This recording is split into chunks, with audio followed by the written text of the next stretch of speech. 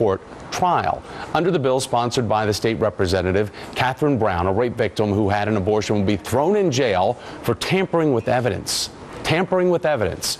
Joining me now is Pat Davis, the executive director of Progress Now in New Mexico. It's great to have you here, Pat. You're on the front lines of what's going on there, obviously trying to steer people in the right direction of information when it comes to a policy like this. So explain how the progressive agenda in New Mexico is trying to combat what Catherine Brown is trying to do. Well, good morning, Thomas. Thanks for having us. I mean, as we look at what's happening in Washington and what's happening here in Santa Fe and across the country, folks are coming out to celebrate and to recognize protections for women in Roe v. Wade. And then this very week, we've got folks in our Tea Party caucus who are introducing bills like this. And I don't think they ever thought that there would be this big firestorm of controversy behind it.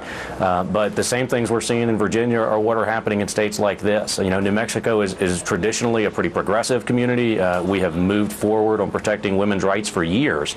But there's a growing caucus of these Tea Party and crazy conservatives on the right who are opposed to that kind of progress, and they're doing what they can with some of these sleeper bills that they hope nobody would notice. Pat, I want to play for you what Jean Moynihan, president of March for Life, said this morning on the Daily Rundown about the current anti-abortion movement. Take a listen.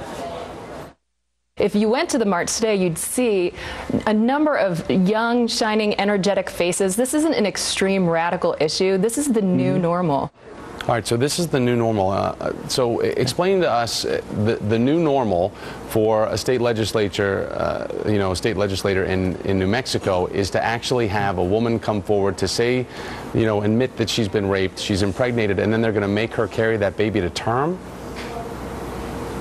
Yeah, that's exactly right, Thomas. I mean, that's exactly what this bill said. If you think about Todd Akin's legitimate rape comments and how sort of that exposed a big section of the right-wing ideology here, this is the next step of that. It's saying if you were raped, as victims of rape and survivors of rape, if you want to prove your case, we're going to require you to carry your baby to term so that we can label it Exhibit A and trot it out into a courtroom. And without that, you have essentially destroyed the evidence that they would use to prosecute this. I mean, it is such an extreme and odd bill, but at the same time, it's a natural extension if you think about it from that right-wing sort of perspective.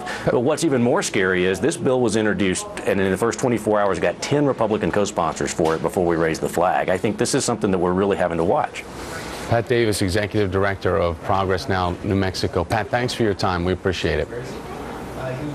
Thanks, Tom. Absolutely.